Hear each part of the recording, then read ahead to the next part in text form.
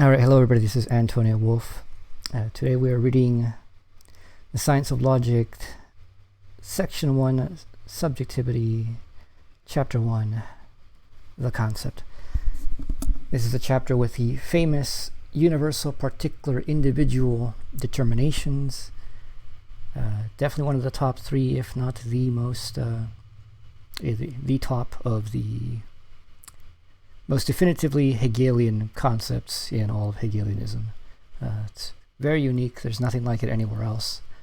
It is, of course, Hegel's concept of what a concept is and how a concept works and what makes a concept a concept. And when we get through this, which perhaps we do today, depending on whether I decide if we skip the remarks or not.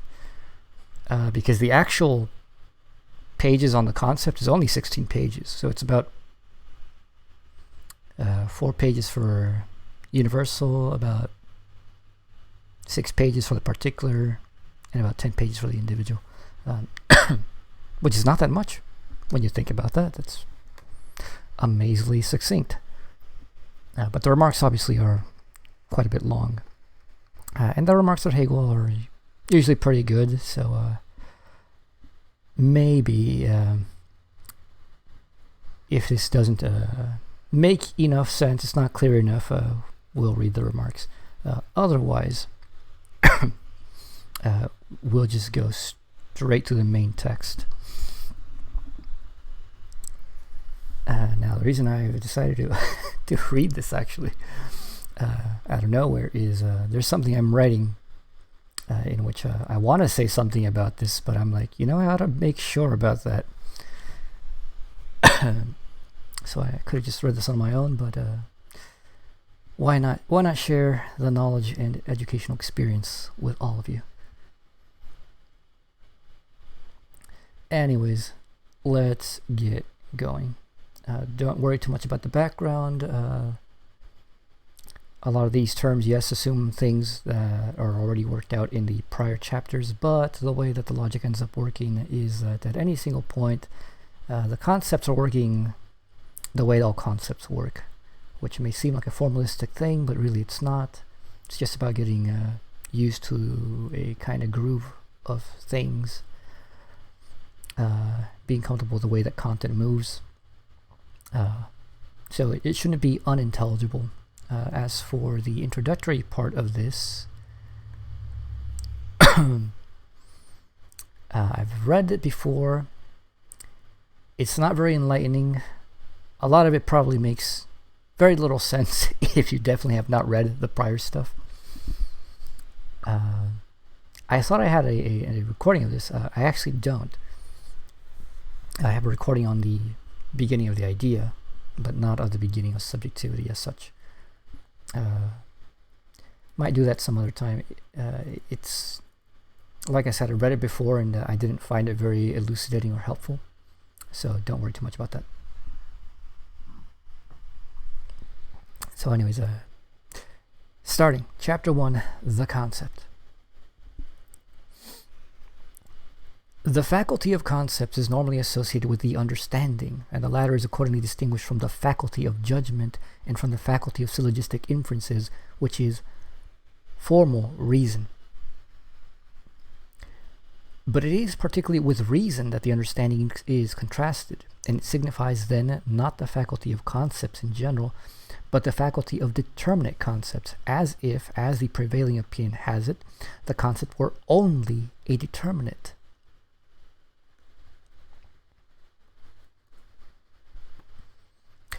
When distinguished in this meaning from the formal faculty of judgment and from formal reason, the understanding is accordingly to be taken as the faculty of the single determinate concept.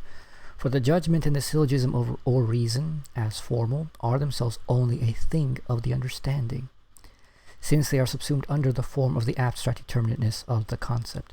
Here, however, we are definitely not taking the concept as just abstractly determined. The understanding is therefore to be distinguished from reason only in that it is the faculty of the concept as such.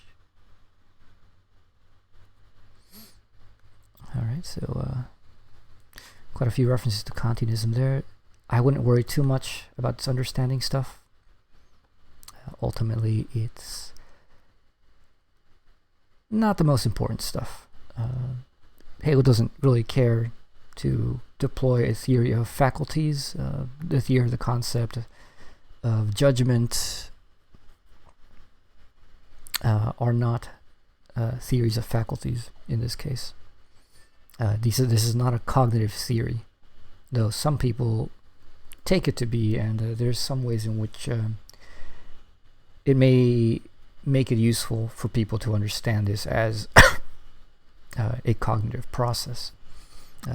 But it is fundamentally not a cognitive procedure.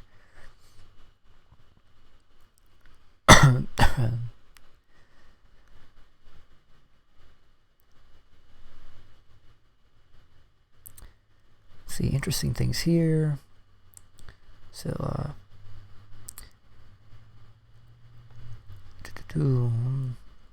but it is particularly with reason that the understanding is contrasted, and it signifies then not the faculty of concepts in general, but the faculty of determinate concepts, as if, as the prevailing opinion has it, the concept were only a determinate. So the understanding is the faculty of determinate concepts, which is finite concepts or particular concepts. When distinguished in this meaning from the formal faculty of judgment and from formal reason, the understanding is accordingly to be taken as the faculty of the single determinate concept. Emphasis on single right there. In that this is not a theory of concepts, it's a theory of the concept.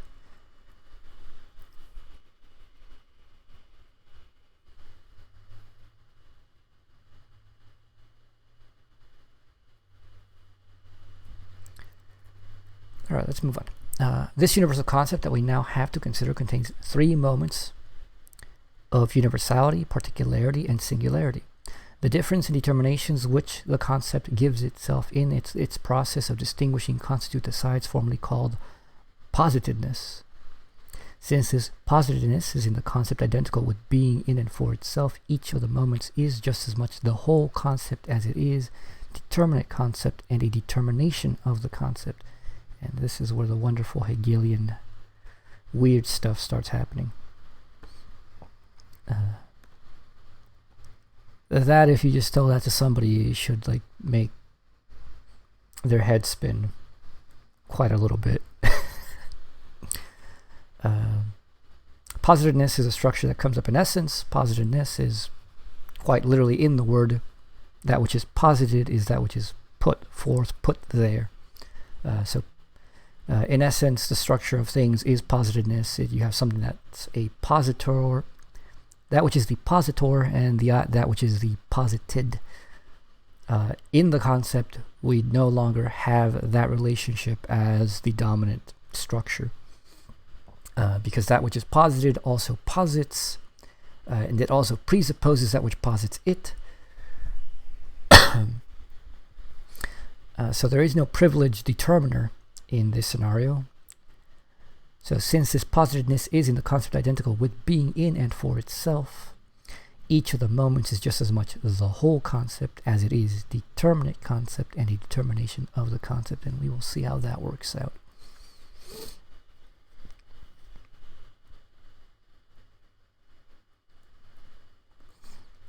Which the immediate thing that brings to my mind is that with the moments of the concept, you can take a view of the entire concept from each of these moments, and each of these moments are themselves a specific concept in the concept, a specification of it,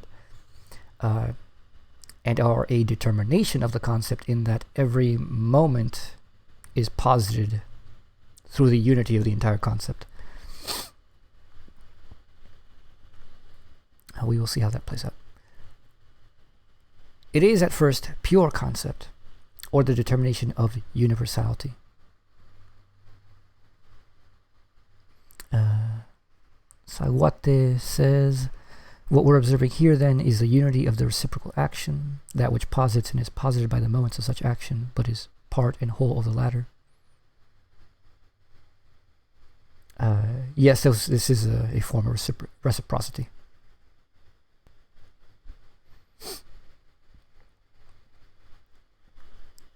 but it is higher than reciprocity. It's going to be more determinate than that. So it is at first pure concept, or the determination of universality. But the pure or universal concept is also only a determinate or particular concept that takes place alongside the other concepts. Because the concept is a totality, and therefore in its universality or pure identical self-reference is essentially a determining and a distinguishing, it possesses in itself the norm by which this form of its self-identity, in pervading all the moments and comprehending them within, equally determines itself immediately as being only the universal as against the distinctness of the moments. So one way to see this is, if you're familiar with, and I think most of you here were part of the readings, or at least I've listened to the readings, or at least have read Chapter 1, Chapter 2, The Science of Logic. The same thing that happens is happening here is a much higher version than what happens over there, in which the universal is the universal precisely because it exists, and therefore the universal, if it is universal, has to be making some kind of determinate, it has to involve some kind of determinateness, but that determinateness is always a relationship of an immanent non-being, which also has to posit another being in relationship to. Now, in the concept, we don't have external things anymore. So it's whatever the otherness is cannot be an otherness outside the universal. Therefore, it has to be a distinction inside of it. So this brings us to the stuff that happens in, say, Chapter 2 with finitude and infinity, in which the finite is that which has its limit within itself, and constitutive and determinative of itself. So this distinction of the universal remains within the universal, but is a real distinction. Even though it is sublated, it is idealized, it's only a moment or an abstraction.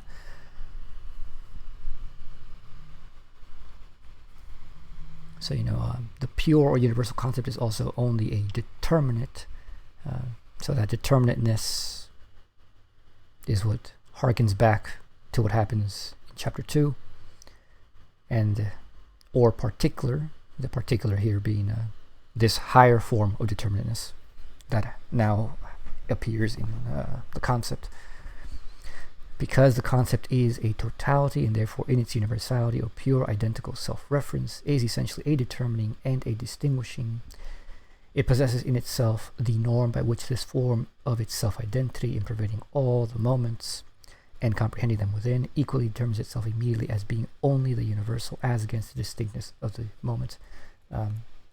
It seems to me that this particular emphasis on self-identity is particularly referencing back to what happens in the logic of essence with identity and difference, in which, as with all things dialectical, there is a shifting back and forth, a falling back, referencing back, and being determined by also the opposite. So that self-identity involves difference, or rather just identity involves self-difference. Self-identity involves self-difference. Identity involves difference. Such that in the fact that the universal is self-identical creates a difference within itself of itself. So it equally determines itself as being only the universal as against the distinctness of the moment. So, if the universal is identical to itself, it can only be so because it is different to some other aspect, either outside or within it, in this case within it, which is, it's different from the particular. And if you can follow that, then it should become obvious that what this shows is that the universal isn't really as all-encompassing as it seems to at first. We say, well, the universal is a self-referencing totality, but in referencing itself as the self-referencing totality, it separates itself as different from the particulars which it subsumes. But if that is the case, the whole, or the universal in this case, and the parts or the particular, which is quite fitting, are distinguished, they are determinate, but the universal is that which is all-encompassing and should not yet be determinate because it has no reference to other, or has no relationship of a non-being in relationship to another. But in this case, the universal, insofar as it is the universal, must immanently have a distinction from that which it is not, which in this case would be the particular. And in not being that overarching totality anymore, revealing itself not to be so, the universal is particular along with its particular. Second, the concept is thereby posited as this particular or determinate concept distinct from others.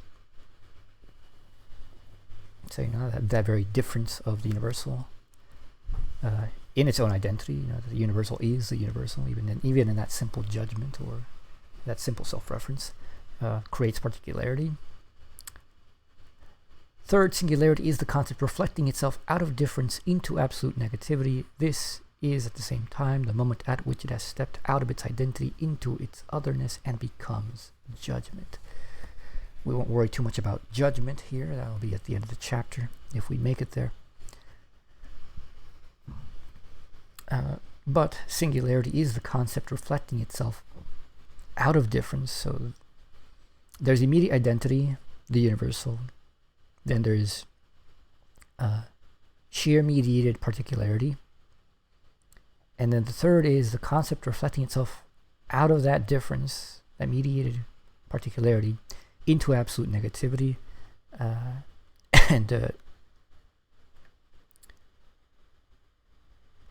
If you have listened to my stuff before, you should remember that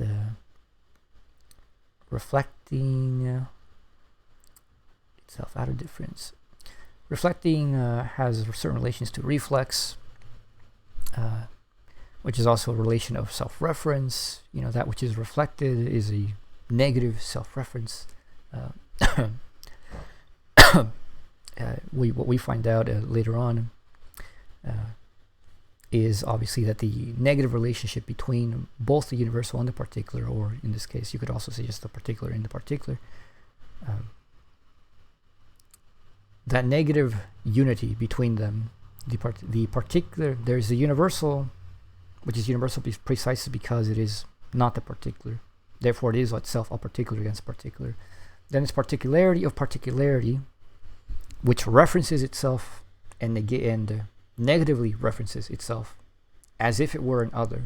The particular, so to say, forces you to specify which of the particulars you're actually talking about, which obviously then leads you to the singularity. So, there's it's like saying apple, an apple, and this apple. That is the progression of the universal, particular, and individual. It's a bit of a long prologue, I suppose, but does that make sense so far?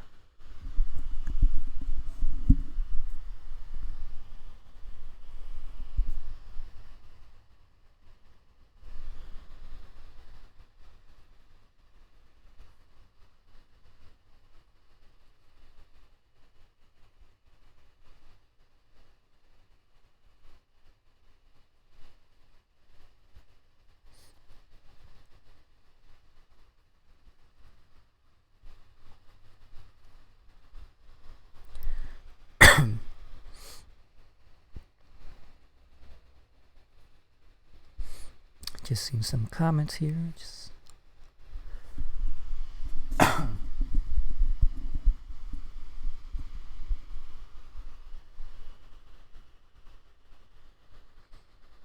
So what it says, it totally brings to mind a more concrete form of the relation between the whole as the content of its singular forms.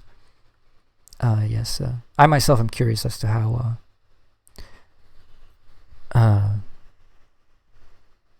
the different total perspectives are going to play out, because I'm actually not entirely familiar with that. I haven't given that much thought.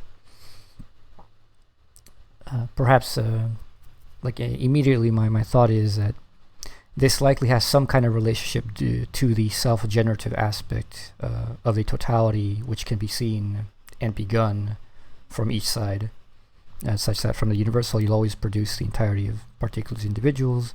From the particular you'll also produce the distinctions of the universal and the individual. For the individual also particular and universal. So that totality is immanent and explicit in all of these.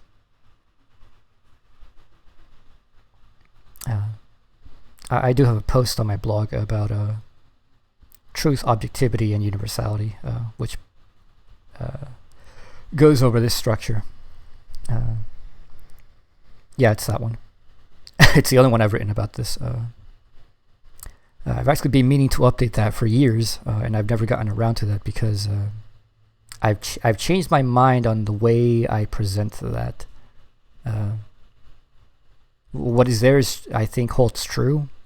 It's just I think there's a more concrete way to put it, and I've been putting it in my own way for a few years now, and it's just I've never gotten around to actually doing that writing portion of it.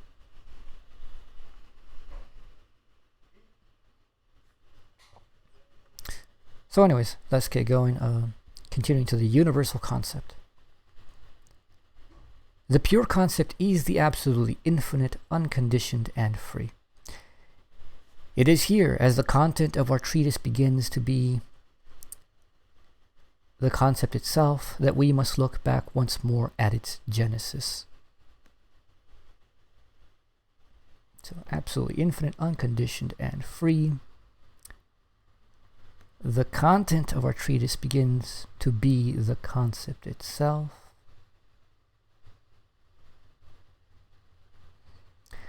That we must look back once more at its genesis. Essence came to be out of being, and the concept out of essence, therefore also from being. But this becoming has the meaning of a self-repulsion, so that what becomes is rather the unconditional and the originative.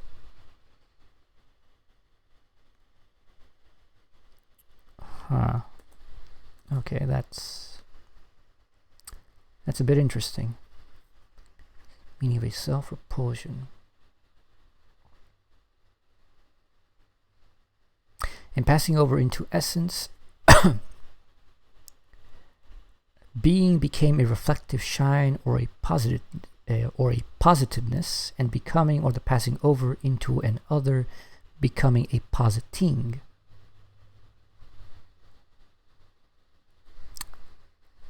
Conversely, the positing or the reflection of essence is ablated itself and restored itself to a non-posited and original being.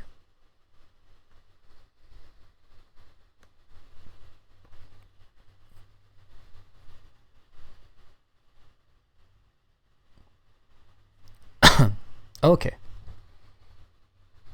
So, I think I see the relationship here. So essence came to be out of being.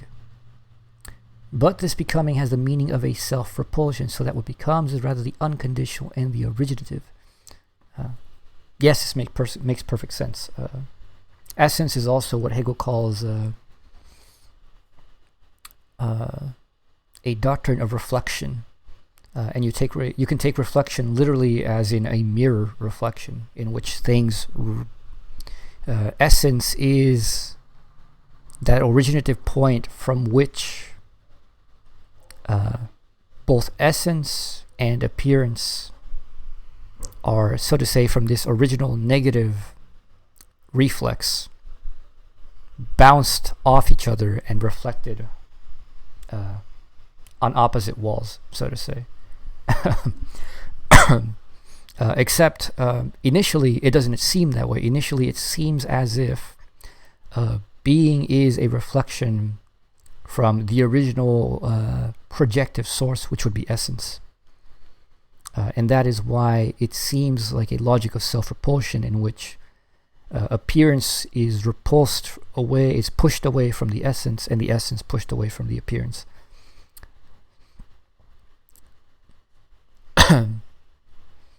So, but this becoming has the meaning of a self-repulsion, so that what becomes is rather the unconditional and the originative. So, in this case, I read this quite literally. What becomes is the unconditional, the originative.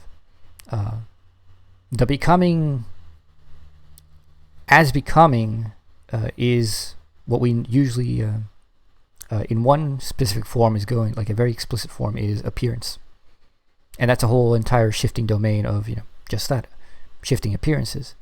But what is that is appearing, what is that is becoming in these appearances, that is the unconditional, or the originative, that is the essence. In passing over into essence, being became a reflective shine or a positiveness, and becoming, or the passing over into an other, becoming a positing. Conversely, the positing or the reflection of essence ablated itself and restored itself to a non-posited and original being. That's interesting. So being a positiveness, that which is put forth, makes sense. Becoming, or the passing over into an other, became a positing. I think that's interesting in that the ing aspect of it, that this is particularly the active side of it, not the positor but the positing. Conversely, the positing, or the reflection of essence, ablated itself and restored itself to a non-posited and original being. So, this is where the logic of essence ultimately leads, that essence appears, and that what appears is essence. And one way to see this in a very basic conceptual sense is that what is essential to essence is that it appears. And what appears in appearance is what is essential. And so this gets you into the loop of the dialectic, which also is the loop of their identity, the system of their identity, as that whole movement from essence to appearance and appearance to essence. The concept is the mutual penetration of these moments, namely the qualitative and the originative existent is only as positing and as immanent turning back, and this pure immanent reflection simply is the becoming other or determinateness, which is consequently no less infinite self-referring determinateness.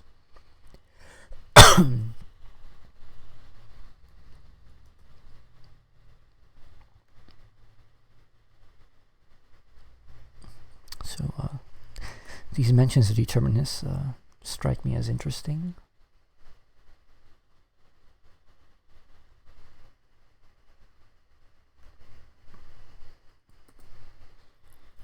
The concept is the mutual penetration of these moments. Well, yes, it's the totality of the system of essence and appearance as one. Namely, the qualitative and the originative existent is only as positing and as immanent turning back. So it posits that which it posits, turns back into that which is positing, and this pure immanent reflection simply is the becoming other or determinateness, which is consequently no less infinite self-referring determinateness. So this stuff reminds me of the stuff that happens in chapter 2 of Science of Logic, which is this chapter on determinateness as such, in which this is this is part of what can drive you crazy with Hegel, just how tightly connected everything is.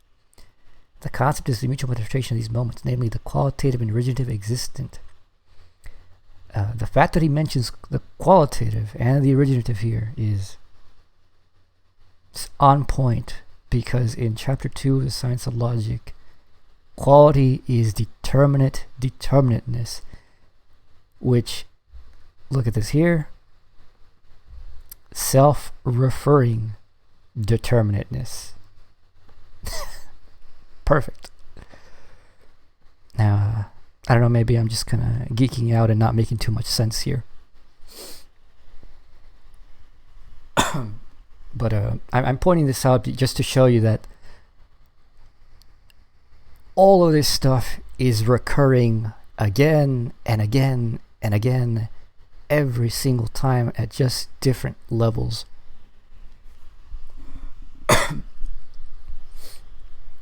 and Hegel mentioning these stuff, he doesn't have to mention it. He can because he's already developed it. But particularly, I think one is mentioning it just to like show the specificity of just how related everything really is as the whole development has gone on. Do you have a comment, Z?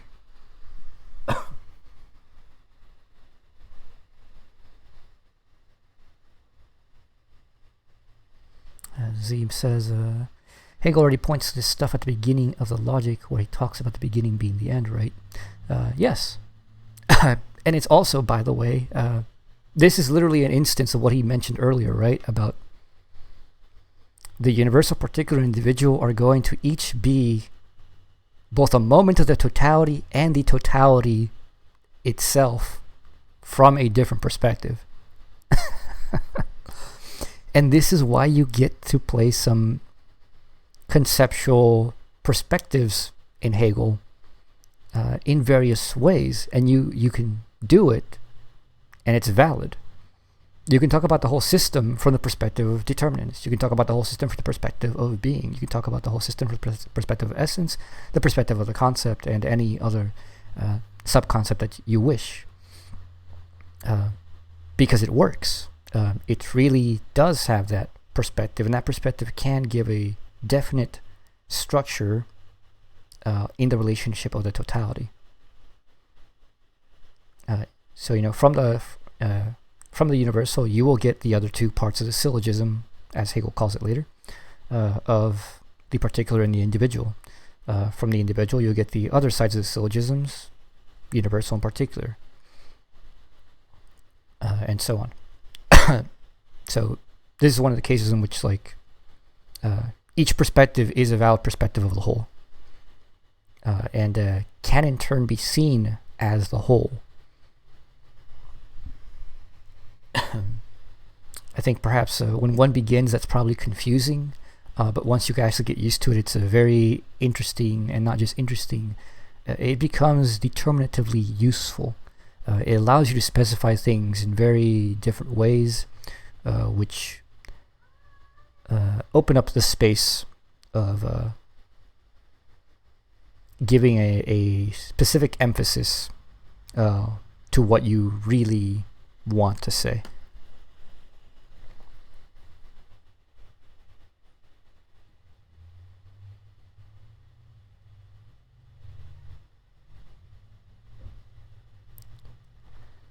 Continuing. Thus the concept is absolute self-identity by being first just this, the negation of negation, or the infinite unity of negativity with itself. This pure self-reference of the concept, which is such by positing itself through the negativity, is the universality of the concept.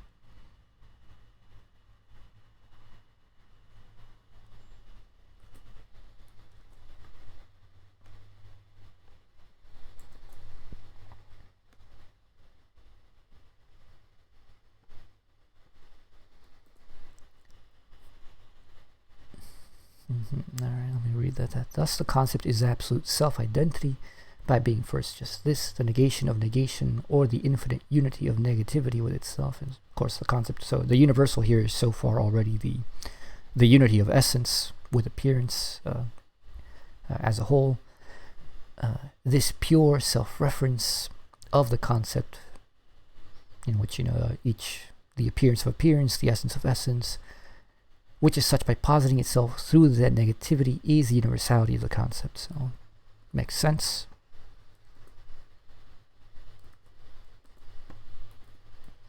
Universality seems incapable of explanation because it is the simplest of determinations. Explanation must rely on determinations and differentiations and must apply predicates to its subject matter, and this would alter rather than explain the simple.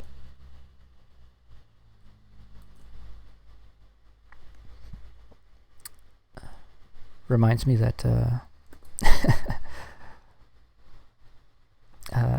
had a discussion this week, I forget what day, with some people who could not understand this, where I was trying to explain the beginning of the logic, and they're like, well, he hasn't explained what being is. And my response was, of course you can't explain what it is.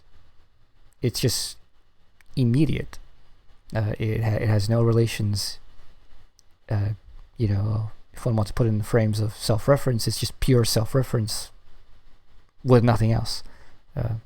Even to say it's self-referential is a mistake in many ways. It says too much. It says that there's some kind of self-mediation, but there can't be mediation at all.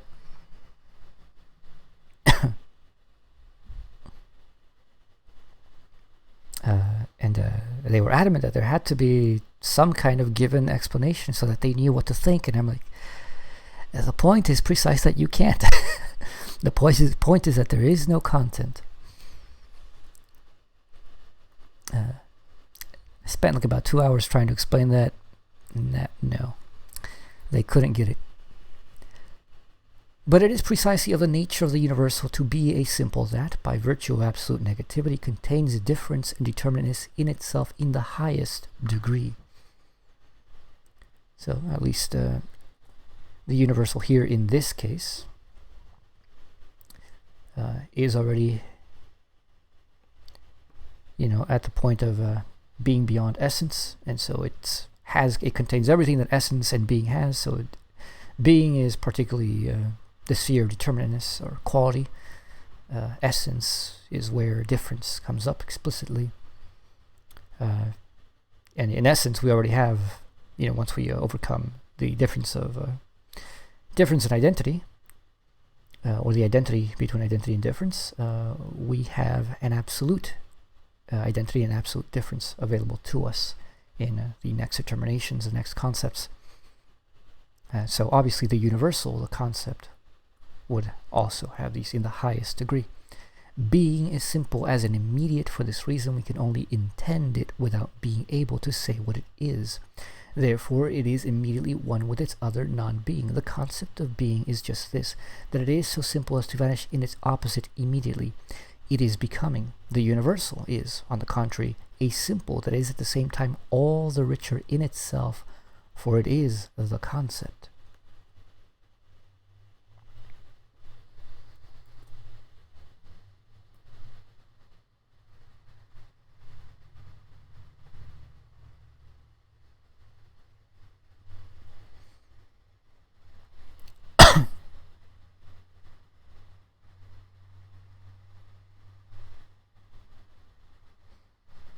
Don't worry, I often have that effect.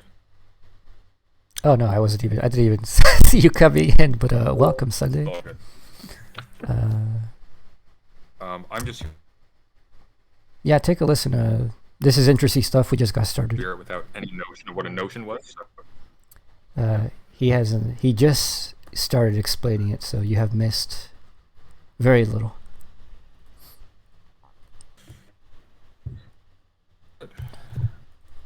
The basics. We're literally only like 2 paragraphs in. Cool. I could make use of this $50 copy of the logic that I bought for no reason. You actually got it. We are in Doctrine of the Concept. I have the greater logic. I have the greater logic and the encyclopedia because I accidentally ordered that first. We are in the Doctrine of the Concept which should be, well, on my PDF it's page 530. I don't know if on the physical book what it is. Let's see. Oh yeah, there we go. A little bit 1-to-1. But, not 1-to-1. It's 507 here, but he gets me in the ballpark. Yeah, pretty close. Is there a? Yes. Yes, there is. Okay, let me fix that.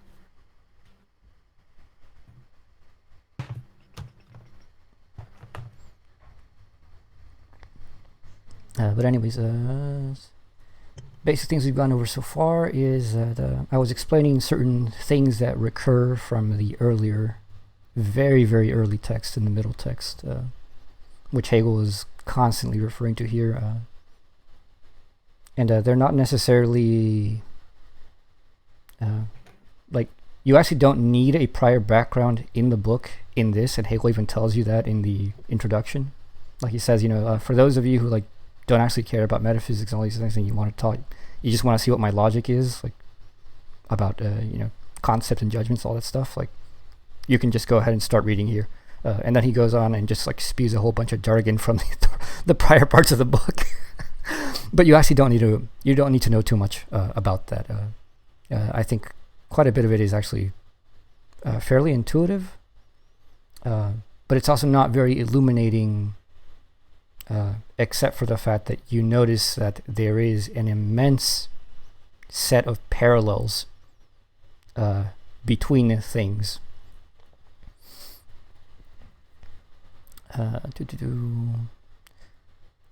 The main things to be noted in the concept. The concept is already the place in which we are beyond essence. Essence is the logic in which there is a privileged determiner, that which posits, that which is posited, the essence and the appearance. The concept already overcomes that, and so in the concept, a peculiarity that comes about is that there is no privileged moment. The universal, the particular, and the individual are not less than each other. Each is a moment of the concept, and each is in its own moment the entire concept. And this seems bizarre when you're not familiar with Hegel's way of dealing with things.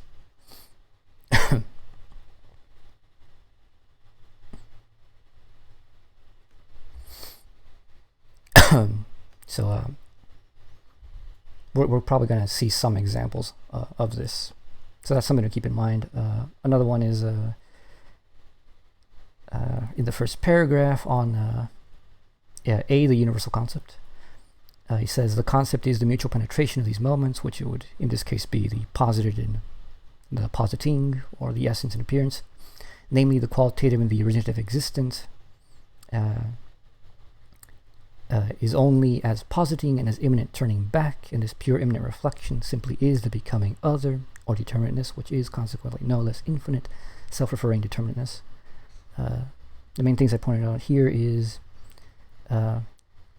qualitative and self-referring determinateness are straight callbacks to chapter 2 of the Science of Logic, where quality is self-referring determinateness, in that quality is determinateness.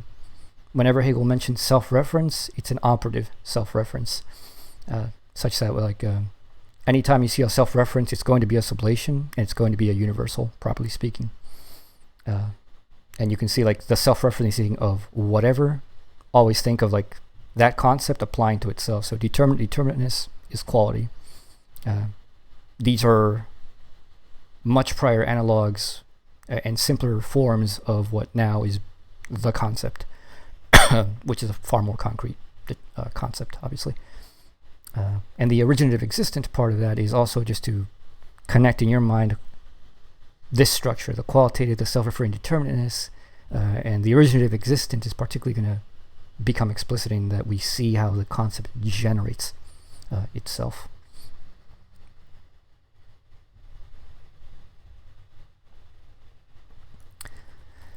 So thus the concept is absolute self-identity by being just, first just this, the negation of negation, or the infinite unity of negativity with itself.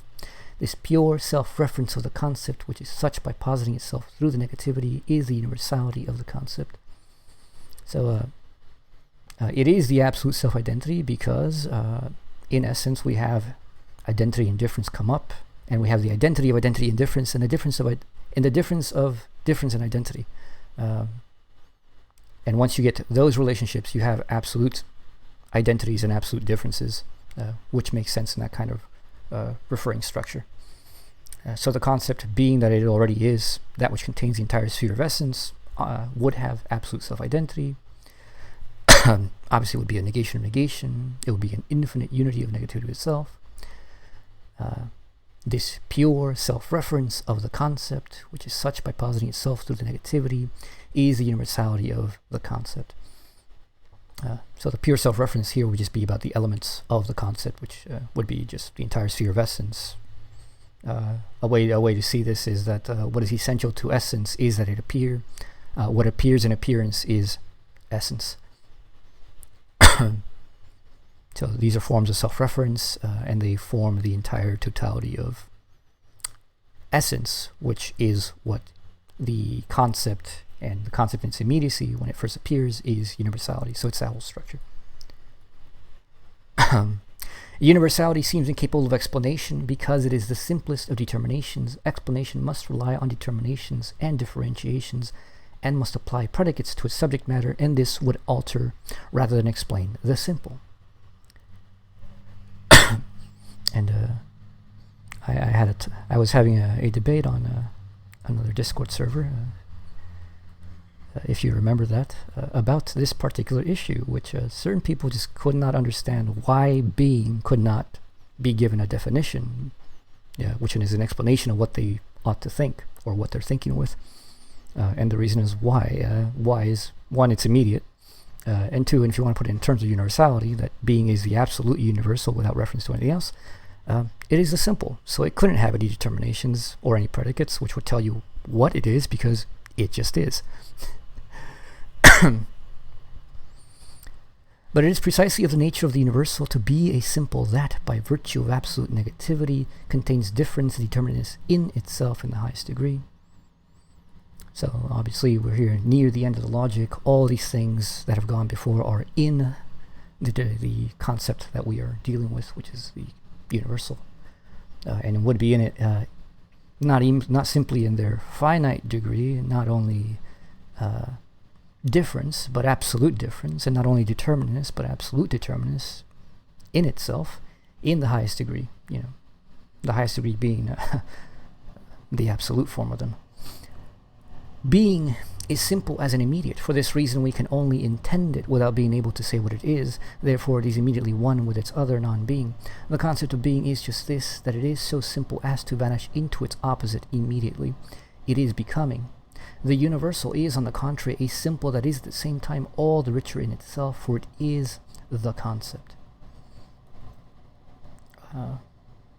And if it sounds weird to talk about the concept, it's technically just usually the case that, well, it's not usually, it's always the case that at any moment we're trying to deal with something at its absolute level. I understand these are being recorded. Is there an issue with asking questions, or are we fine with that? Or are we just No. Yeah, you can go and ask questions. It's perfectly fine. I'm coming into this as a complete layman, but this language here of intending being, while in itself not being definable, that I find a little bit strange. Is there a reason why I should not find that strange on your reading?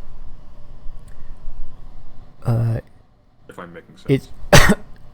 It's strange because it's an external reflection on his part in how we may see our operation with it.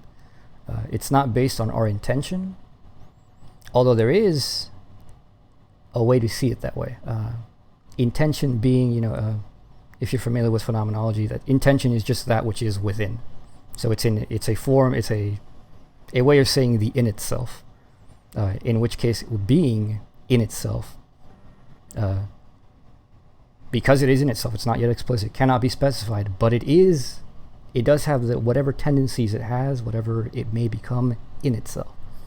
So we intend it, or it is intended, it is in itself. Because it is in itself, once we actuate its thought process, it's going to develop what is in itself. So if you put it, if you see it from the cognitive viewpoint of like a subjective intending, it's a completely invalid. But if it's in the in itself, completely valid. Gotcha. I mean, I'll pretend for argument's sake that I understand the latter part of that, but I understand the first part, and that answers my question. So thank you very much. All right. The concept of being is just this, that it is so simple as to vanish into its opposite immediately. It is becoming. The universal is, on the contrary, a simple that is at the same time all the richer in itself, for it is the concept. So this simplicity is not simplicity immediately. It's not an abstract simplicity yet. Well, it is simple because it is abstract. We're just beginning with it, but it's also simple in the sense that the universal is simple because it already has relationships within it, to which it is the unity.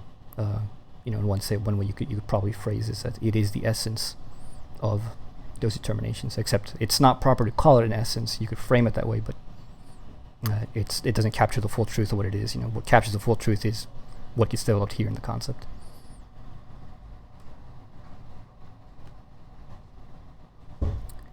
So first, therefore, it is simple self-reference. It is only in itself. But second, this identity is in itself absolute mediation, but not anything mediated. Of the universal which is mediated, that is to say, the abstract universal, the one opposed to the particular and the singular, of that we shall have to speak only in connection with the determinate concept. Yet even the abstract universal entails this much, that in order to obtain it there is required the leaving aside of other determinations of the concrete. As determinations in general, these determinations are negations, and leaving them aside is a further negating. Even in the abstract universal, therefore, the negation of negation is already present, but this double negation comes to be represented as if it were external to it, both as if the properties of the concrete that are left out were different from the ones that are retained as the content of the abstraction, and as if this operation of leaving some aside while retaining the rest went on outside them. With respect to this movement, the universal has not yet acquired the determination of externality. It is still in itself that absolute negation which is precisely the negation of negation, or absolute negativity.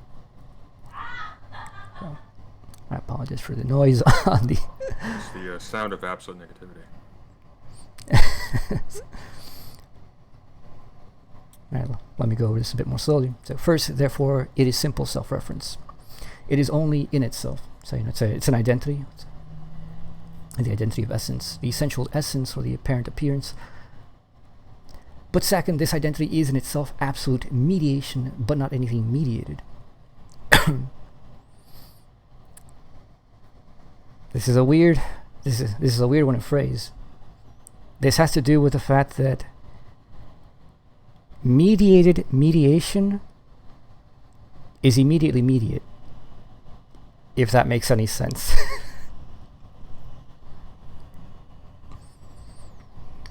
It's what Hegel calls self-mediation, and self-mediation is immediacy, because between the mediate and the mediate, there's nothing in between except itself. But since what is in between itself is itself, there is then no distinction. There is no gap between itself. It's not, to call it mediated then it sort of seems very strange. So the only thing it really is immediate. It's a self-mediation, immediacy.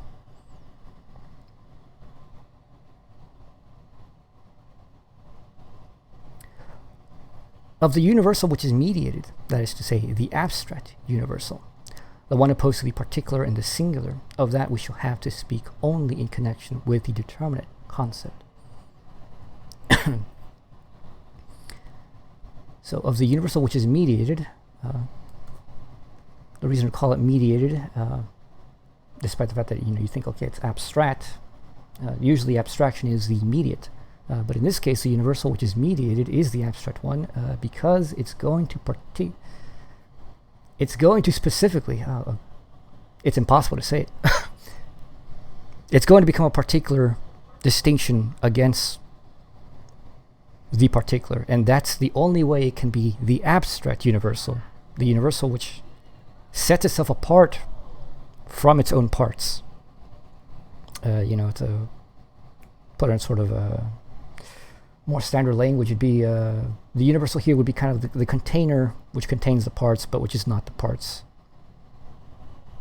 The category, so to say.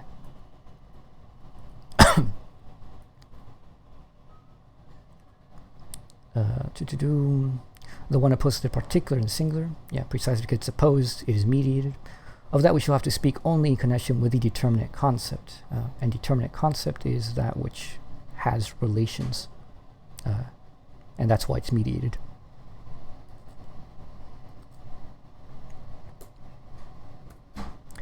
Yet even the abstract universal entails this much, that in order to attain it, there is required the leaving aside of other determinations of the concrete. As determinations in general, these determinations are negations, and leaving them aside is a further negating. Even in the abstract universal, therefore, the negation of negation is already present. So, the abstract universal can only be arrived at, perhaps the way to put this is that, and he actually mentions it in chapter 1, that the usual way we think we arrive at being is by doing this process of an absolute negation, in a standard sense, not a Hegelian sense, in which we just negate everything. We negate all specificity, and we say, okay, what's the identity of all things? What is identical in all of them? What is the highest genus, right? Being. And then we say, being is the immediate. And Hegel says, well, no, that's a hoodwinking that we pull on ourselves. Because in order to even get that immediate, you had to mediate it by negating the negations, those specifications. You have to negate the specifications to get the unspecified. But this leads you to the operative performative contradiction, in which the unspecified is itself a specification against the specified. That's a structure of a negation of negation. But this double negation comes to be represented as if it were external to it, both as if the properties of the concrete that are left out were different from the ones that are retained as the content of the abstraction, and as if this operation of leaving some aside or retaining the rest went on outside them.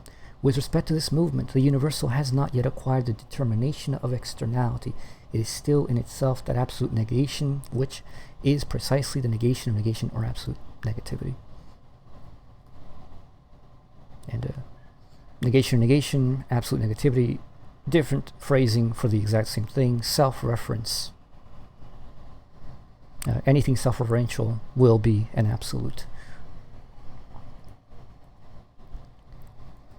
Accordingly, because of this original unity, the first negative, or the determination, is not, to begin with, a restriction for the universal. Rather, the latter maintains itself in it and its self-identity as positive. The categories of being were, as concept, essentially these identities of the determinations with themselves in their restriction or their otherness. But this identity was only implicitly the concept, was not yet made manifest. Consequently, the qualitative determination perished as such in its other, and had as its truth a determination diverse from it. The universal, on the contrary, even when it posits itself in a determination, remains in it what it is. It is the soul of the concrete which inhabits unhindered and equal to itself in its manifoldness and diversity. It is not swept away in the becoming, but persists undisturbed through it, endowed with the power of unalterable, undying self-preservation. So in being, what we get is a supplanting of categories. We say, oh, well, no, what is being. And we say, wait, no. What is really nothing. We say, no. What is really becoming. We say, well, no. What is really determinate being or existence. And then we say, wait, no.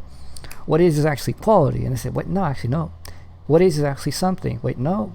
What is actually other. Nope. What is actually so on and so on. In essence, rather than supplanting, we get the privileged determiner position, in which we have something which determines another. So essence determines appearance, cause determines effect, ground determines grounded, actuality determines possibility, or vice versa. And the problems that come up with with essence are problems of reflection, in which we end up going in circles because we can't actually determine which is really the determiner and the determined. The essence is only the essence because of the appearance. Therefore, the essence is the appearance of the appearance, and the appearance is the essence of the essence.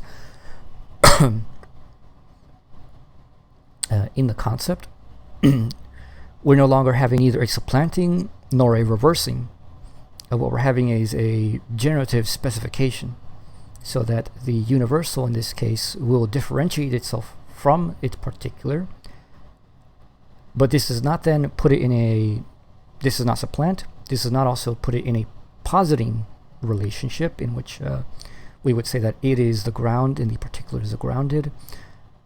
Rather, because the universal is the totality, what seems to happen here, so as far as we've read, is that we're going to have that the universal is that which is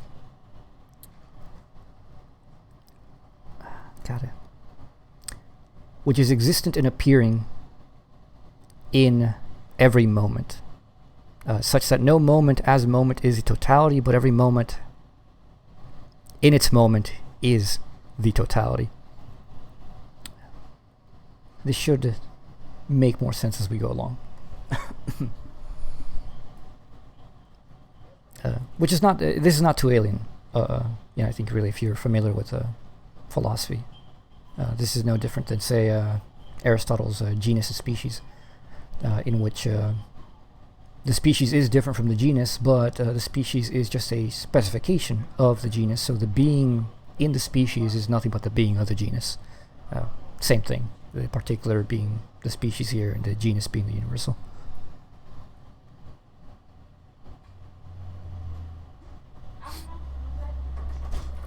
It also does not simply shine reflectively in its other, as does the determination of reflection. This determination as something relative does not refer only to itself, but it is a relating. It lets itself be known in its other, but at first it only shines reflectively in it, and this reflective shining of each in the other, or their reciprocal determination, has the form of an external activity alongside their self-subsistence. The universal is posited, on the contrary, as the essence of its determination, as this determination's own positive nature. For the determination that constitutes the negative of the universal is in the concept simply and solely a positiveness. Essentially, in other words, it is at the same time the negative of the negative, and only is as this self-identity of the negative which is the universal. To this extent, the universal is also the substance of its determinations, but in such a way that what for the substance as such was an accident is the concept's own self-mediation. Hello? Test. Hello? You're good. You're echoing slightly. I say give it like 10 seconds so it kind of catches up. You disappeared for a moment, then it kind of like zoomed to catch up with you. Oh, okay. You're probably fine now. Alright. Okay, to this extent, the universe is also the substance of its determinations, but in such a way that what for the substance as such was an accident is the concept's own self-mediation, its own immanent reflection. But this mediation, which first raises the accidental to necessity, is the manifested reference. The concept is not the abyss of formless substance or the necessity which is the inner identity of things or circumstances different from each other and reciprocally constricting. Rather, as absolute negativity, it is the informing and creative principle, and since the determination is not as limitation, but as just as much simply sublated as determination, is positiveness, so is the reflective shine the appearance as appearance of the identical.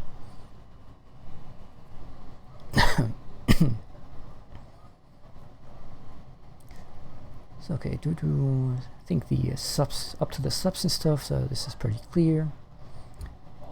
Okay, to this extent, the universe is also the substance of its determinations, but in such a way that what for the substance as such was an accident is the concept's own self-mediation, its own immanent reflection. So, as opposed to substance and accident, in which, it's the usual way that people talk about objects and properties, in which you can have the substance and properties just externally adhere to the substance or the object. In the concept, accidents and properties are not really proper to speak of in that sense, because what would be the determinations, the properties or qualities, are nothing but the self-mediation or the self-generative specifications, definitions, which are the immanent reflection. And take reflection here, both metaphorical and literal, reflection like a mirror. Since the universal is the all of everything, There's nothing else but it. So if there's any specifications, it's going to be within it. And they're going to be it. So what is in it is it. So it's a distinction of itself, a difference that is no difference, an identical difference, or a different identity, or a differential identity. But this mediation, which first traces the accidental to necessity, and so here that's why these are not accidents, is the manifested reference, manifested because it is explicit. The concept is not the abyss, a formless substance, or the necessity which is the inner identity of things or circumstances different from each other and reciprocally constricting. Rather, as absolute negativity, it is the informing creative principle, and since the determination is not as limitation, but is just as much simply sublated as determination, its positiveness, so is the reflective shine the appearance as appearance of the identical. The stuff about necessity is actually if...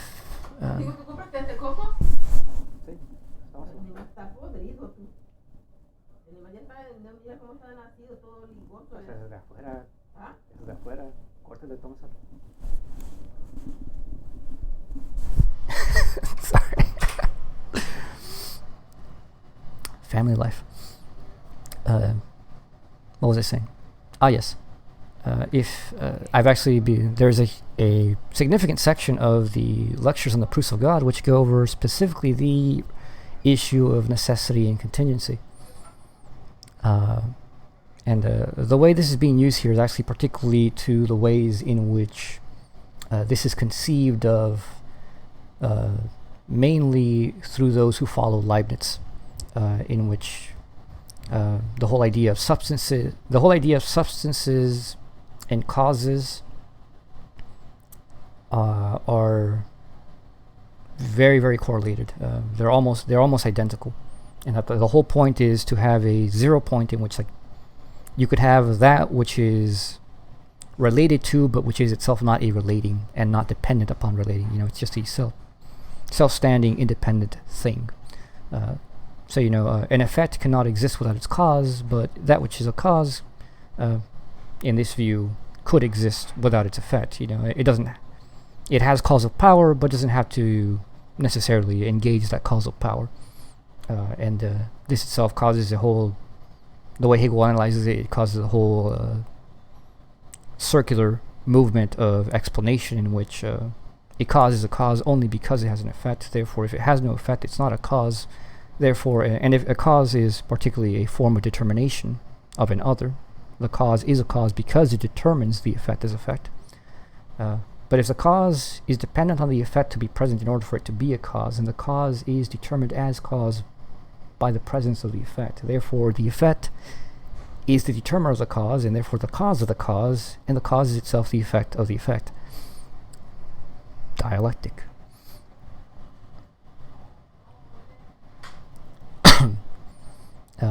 But anyways, he brings this up that it's not only what the concept is absolute necessity. It's not just a necessity, it's absolute necessity. It's a necessity which doesn't stop the buck and just say, well, it just is, but rather necessitates its own necessity by forming the entire chain of its own development.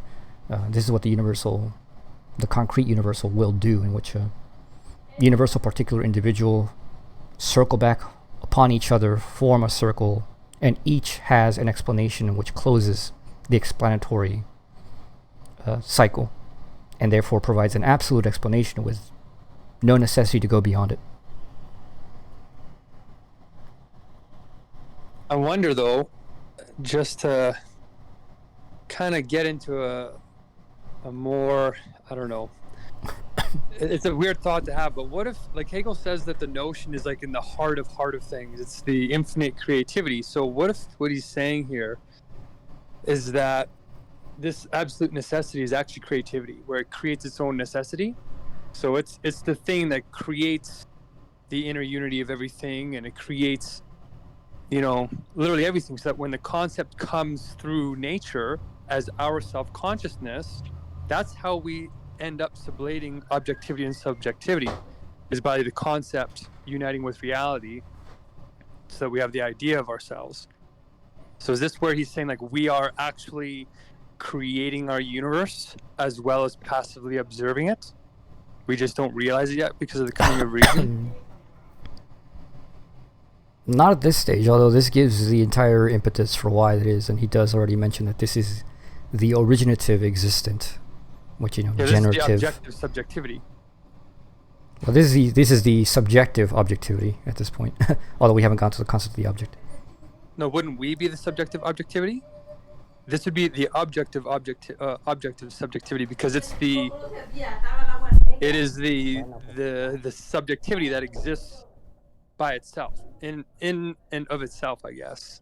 And then we come back later thinking that we're taking objectivity and we're turning it into our subjectivity, but it's the finite subjectivity. It's not the real concept, right? Because in the logic, it's supposed to be in the mind of God, right?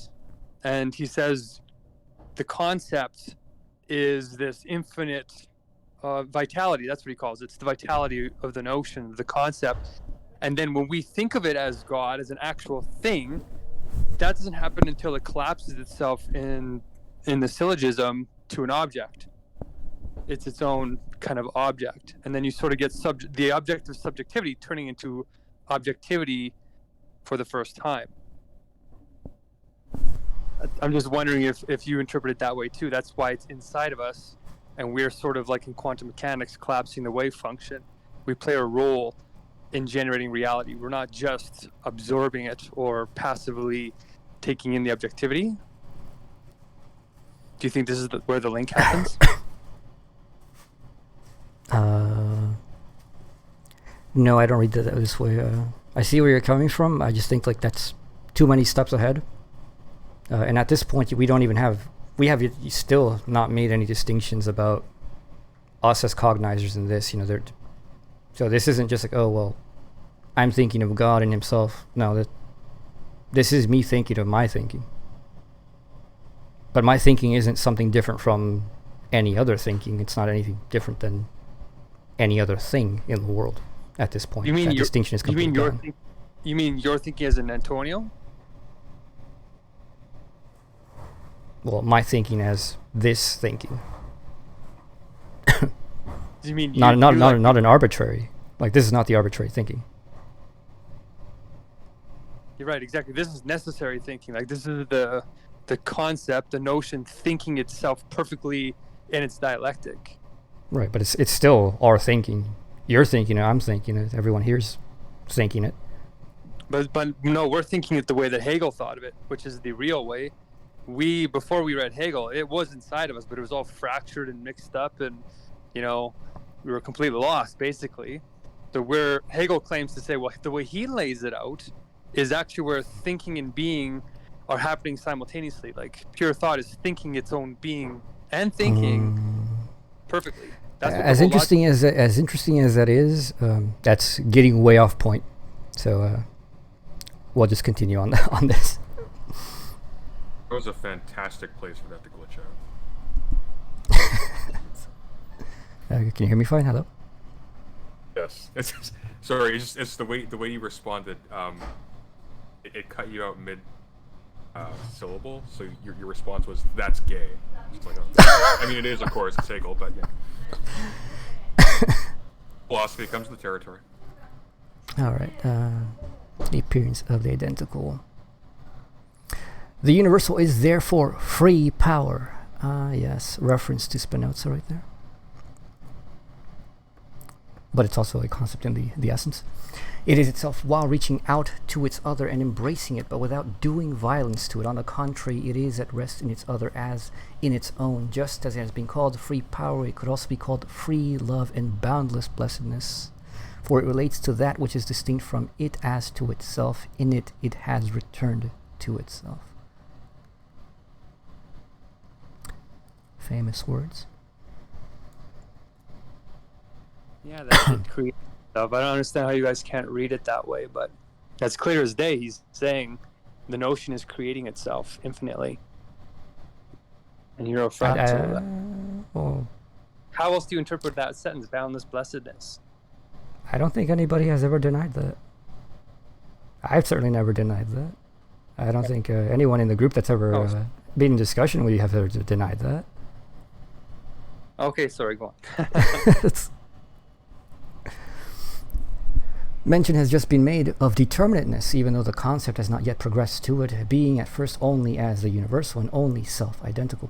But one cannot speak of the universal apart from determinateness, which, to be more precise, is particularity and singularity. Yes, that's something I probably didn't mention. Well, I did mention earlier, but before you came in Sunday. Part of the reason to call it the concept and not a concept is because it's not yet a determinate. It's not yet a concept because it's not determinate. It's just the immediate universal. It's determinate within, but it's not determinate in relation to an other. So it's at its own top level indeterminate. It just is. That's part of what the self-reference and immediacy is about. Z asked that we think in the concepts not because of arbitrariness, but because concept has its own necessity. My point of that was just that the whole distinctions that were being talked about are at this point external distinctions, not yet warranted. And so we make no distinction here between thinking as such and our thinking, and us as thinkers or cognizers of thought. Here that distinction is completely null.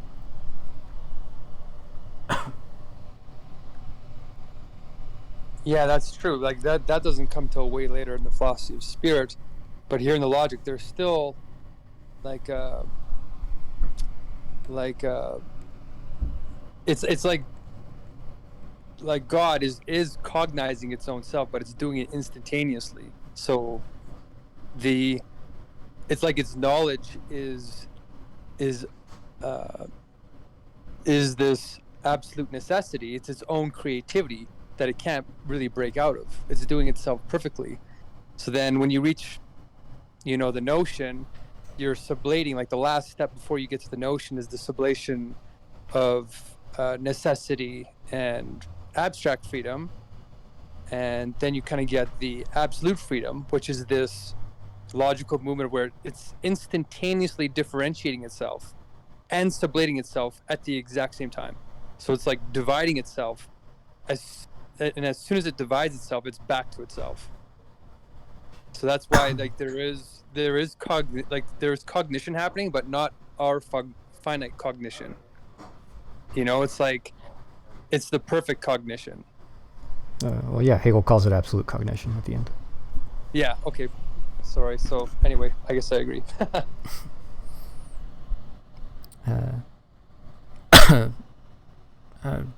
Okay, I didn't mention this.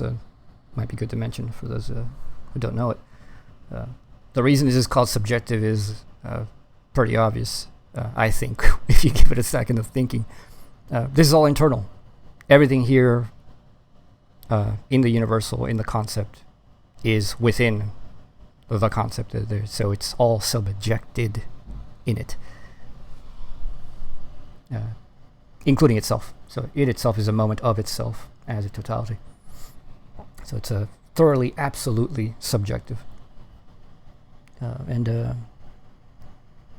though one can talk of God, the proper standpoint here as such is only that this is just simply the internal self-determination of thought.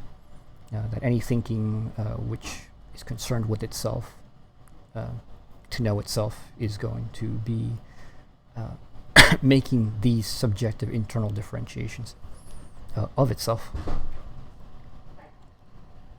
So mention has just been made of determinateness, even though the concept has not yet progressed to it, being at first only as the universal and only self-identical. But one cannot speak of the universal apart from determinateness, which, to be more precise, is particularity and singularity. For in its absolute negativity, the universal contains determinateness in and for itself, so that when speaking of determinateness in connection with the universal, the determinateness is not being imported into the latter from outside. As negativity in general, that is, according to the first immediate negation, the universal has determinateness in it above all as particularity. As a second universal, as the negation of negation, it is absolute determinateness, that is, singularity and concreteness. The universal is thus the totality of the concept. It is what is concrete, is not empty, but on the contrary has content by virtue of its concept, a content in which the universal does not just preserve itself, but is rather the universal's own, immanent to it. It is, of course, possible to abstract from this content, but what we have then is not the universal element of the concept, but the abstract universal, which is an isolated, imperfect moment of the concept, void of truth. So once again, determinant in it. It's not from outside. If its absolute negativity, the universal contains determinants in and of for itself, so that when speaking of determinants in connection with the universal, the determinants is not being imported from the latter to the into the latter from the outside. As negativity in general, that is according to the first immediate negation, the universal has determinants in it above all as particularity.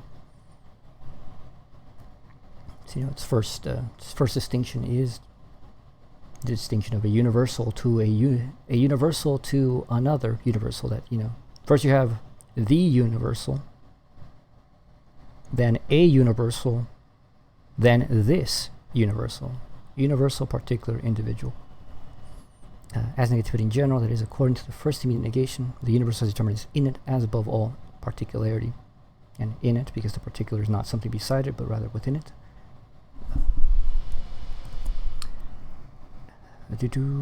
As a second universal, so that which is in the universal is a universal, and that's the structure of particularity.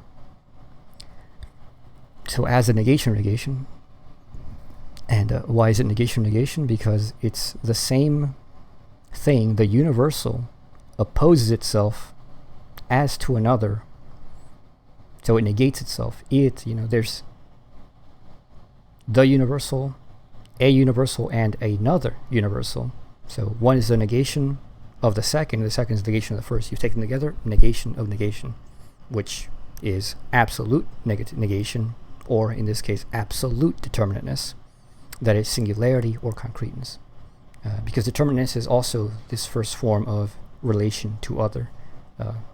It is being by not being an other. So I think that relationship makes sense. I don't know. Anyone here not completely following? Would like something further on that? I suppose not. I'm following along. I'm going to probably return to this later once this is put up. That's fine. So far, so good. So the universal is thus the totality of the concept. It is what is concrete, is not empty, but on the contrary has content by virtue of its concept. A content in which the universal does not just preserve itself, but is rather the universal's own, immanent to it. It is, of course, possible to abstract from this content, but what we have then is not the universal element of the concept, but the abstract universal, which is an isolated, imperfect moment of the concept, void of truth. So there's the abstract universal, and then there's the universal as concrete. What Hegel cares about is the concrete universal, not the abstract universal. More precisely, the universal shows itself to be this totality as follows. Insofar as the universal possesses determinateness, this determinateness is not only the first negation, but also the reflection of this negation into itself. According to that first negation taken by itself, the universal is a particular. In this guise, we shall cover it in a moment. In the other determinateness, however, the universal is still essentially universal, and this side we have here still to consider. For this determinateness, as it is in the concept, is the total reflection, a doubly reflective shine, both outwards as reflection into the other and inwards as reflection into itself. The outward shining establishes a distinction with respect to an other. The universal accordingly takes on a particularity, which is resolved in a higher universality. By the way, the shining is also what we usually would say as appearance. Inasmuch as it now is only a relative universal, it does not lose its character of universality. It preserves itself in its determinateness, not just because it remains indifferent to it, for then it would be only posited together with, but because of what has just been called the inward shining. The determinateness, as determinate concept, is bent back into itself. It is the concept's own immanent character, a character made essential by being taken up into the universality and by being pervaded by it, just as it pervades it in turn, equal in extension and identical with it. This language of bending back is the same language as self-reference, same language as absolute negativity, negation of negation. Anytime you see that, basically is referring to the same things. This is the character that belongs to the genus as the determinateness which is not separated from the universal. To this extent, it is not an outwardly directed limitation, but is positive, for by virtue of the universality it stands in free self-reference. Thus, even the determinate concept remains in itself infinitely free concept.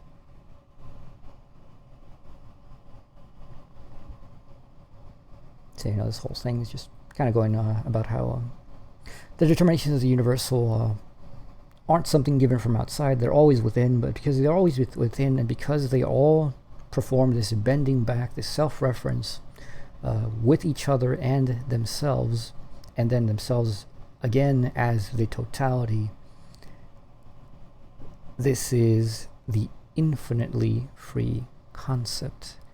This necessity is not a positedness from outside. Nothing posits the universal to be what it is. The universal is what it is because it is the thing that it is in the way that it is, and it produces itself of its own account as a thing that it is. Were it not, it would not do so.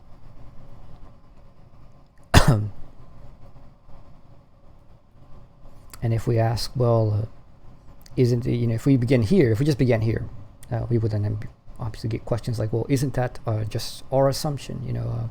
How is this really different from just determinism, in which we've just changed it from, determinism from outside as opposed to determinism from within? And Hegel's response to that is, well, the universal makes itself the thing that it is. Even the elements from within it don't determine the whole, as if they are not themselves generative of the whole, and the whole not generative of the parts. There's because the change from an outside determinism to an inward determinism still treats it as external either way, whereas this is just like the thing is what it is. It produces itself as the thing that it is. Insofar as it is what it is, it does this thing, and it does it by no force, neither internal nor external, that is other than what it is. So what other name one would give to this, other than, or at least description, as other than being free, would be weird.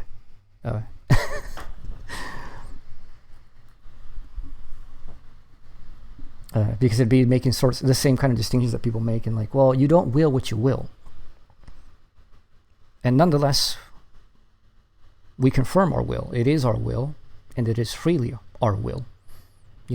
I desire what I desire, insofar as I go after it, and I act in the world with it, and I am conscious of it. I affirm that it is my desire, and that desire both produces my consciousness, and my consciousness produces my desire. How much more free one wants to get, I don't know.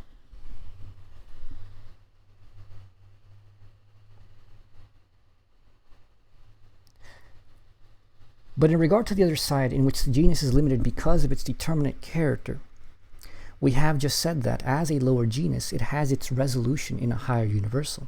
This universal can also be grasped as a genus, but as a more abstract one. It always pertains, however, only to the side of the determinate concept which is outwardly directed. The truly higher universal is the one in which this outwardly directed side is redirected inwardly. This is the second negation, in which the determinateness is present simply and solely as something positive. Again, Antonio.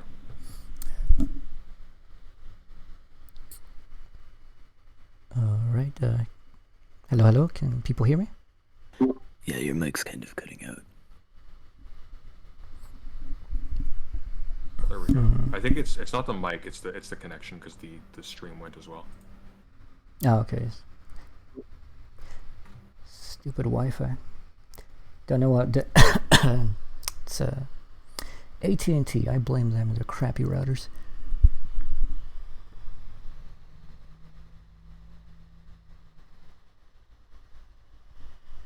Okay. DM asks, would you say that Hegel has sort of a fourth position aside from libertarian free will, compatibilism, and determinism? Yes. And that theory is what you were going to find in this chapter.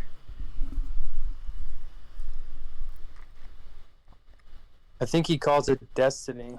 In the Lesser Logic, he starts talking about destiny when people start to embody their notion. So like when, in the philosophy of spirit, when the notion comes and sublates animal consciousness, and we start getting the three types of self-consciousness, if you align with your universal, like if you align with your notion, you do what you're supposed to do, what's in you, then you get this weird mix of determinism and your own caprice aligning perfectly as destiny.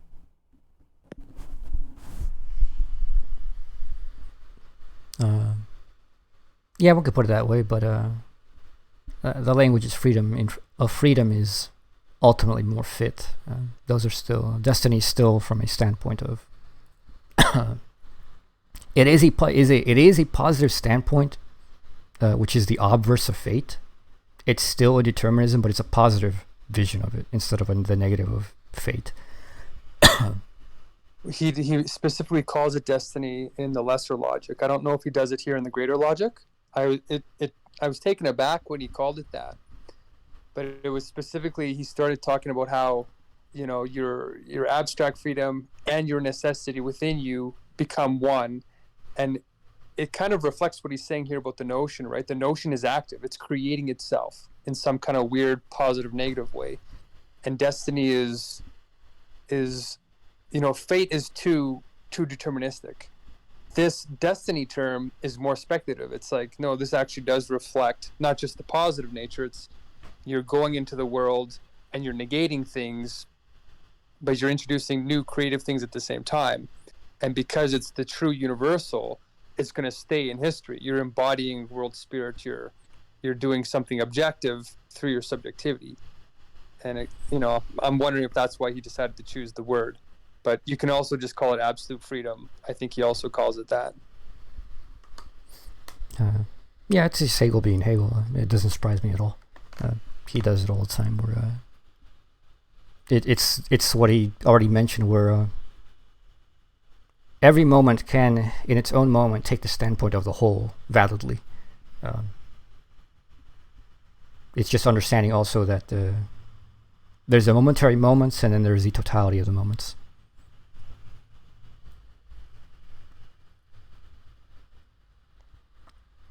The universal can also be grasped as a genus, but a more abstract one. The truly higher universal is the one in which this outwardly directed side is redirected inwardly. This is the second negation, in which the determinateness is present simply and solely as something positive or as reflective shine. Life, the I, spirit, absolute concept are not universals only as higher genera, but are rather concretes whose determinacies are also not mere species or lower genera, but determinacies which in their reality are self-contained and self-complete. Of course, life, the I, finite spirit are also only determinate concepts. To this extent, however, their resolution is in a universal which, as the truly absolute concept, is to be grasped as the idea of infinite spirit, the spirit whose posited being is the infinite transparent reality in which it contemplates its creation and in this creation itself. To bring you back to the point about destiny, this is if you've heard anything by Zizek speaks about this a lot. Retroactive necessity, and particularly, so there's there's contingent events that they have no conscious planning for them to happen. but they happen. But then in that happening, something meaningful comes about because of it. Then this event is retroactively posited by us as being a necessary antecedent to this positive outcome. Another one is that there is a validity to the joke that, part of what one can conclude with Hegel's philosophy is that history occurred so that Hegel could write about it. That's one of the jokes that Zizek states. And as a moment, that is true.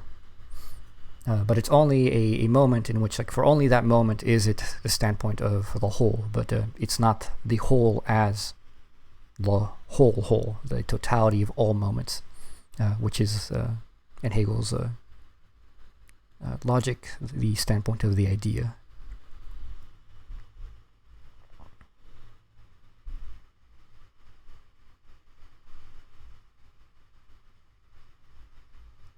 I had something else to say. Yes, life, the I, spirit, absolute concept are not universals only as higher genera, but are rather concretes. I don't know, you hear this a lot, and it's mostly from Marxists, because mostly Marxists are the main ones interested in Hegel, still, generally.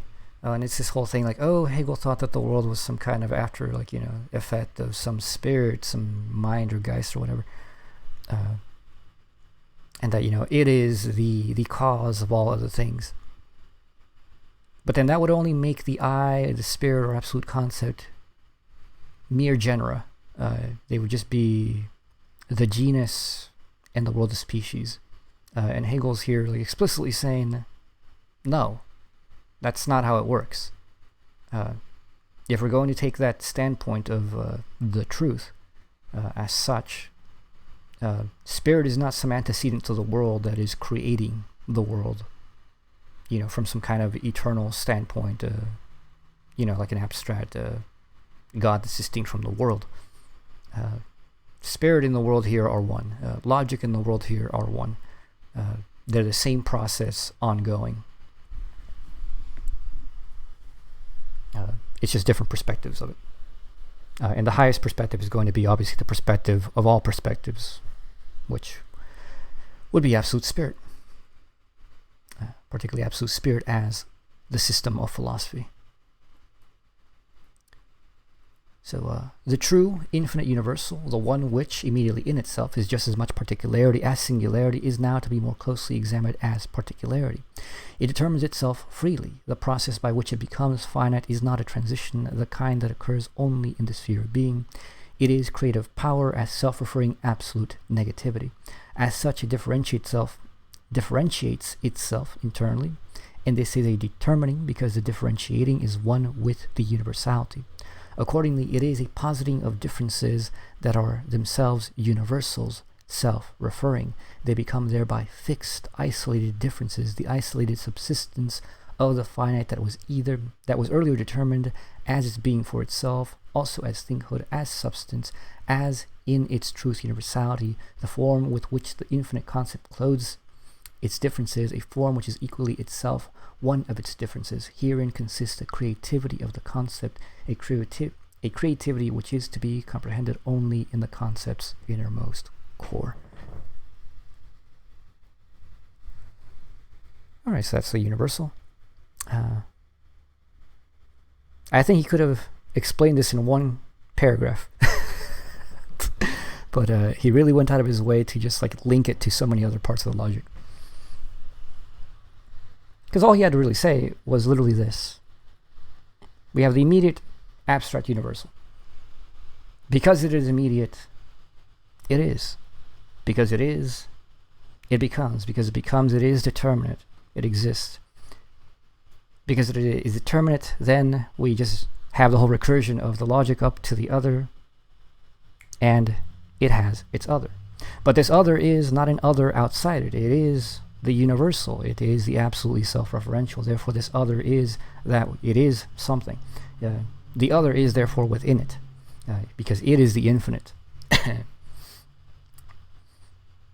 And then once you have that other relation, you don't have the universal anymore, obviously. You have a universal, because then there's a universal within the universal.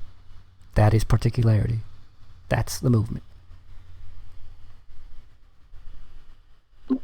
So, why do you think he spends so much time trying to link it up with other chapters, or other parts in the logic, I should say? Because it's the universal.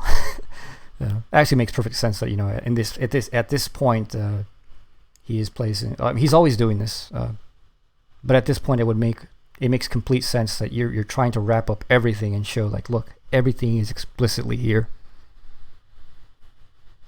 He could talk about it just in this strictness of this moment.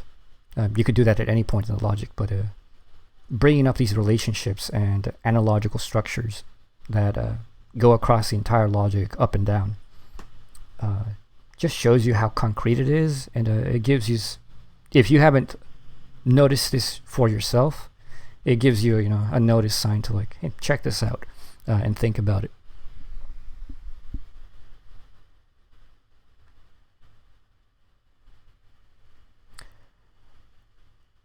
Yeah, that makes sense. But all right, we've been going for almost 2 hours. So much for finishing this in like one go, because it was only about 16 pages. But okay, this is good. We will leave this then for another time. I'll definitely be finishing this sometime this week, hopefully. For those of you listening, I hope you found this useful, and I'll see you next time. Certainly useful. Thank you, Antonio. Have a good night. Same.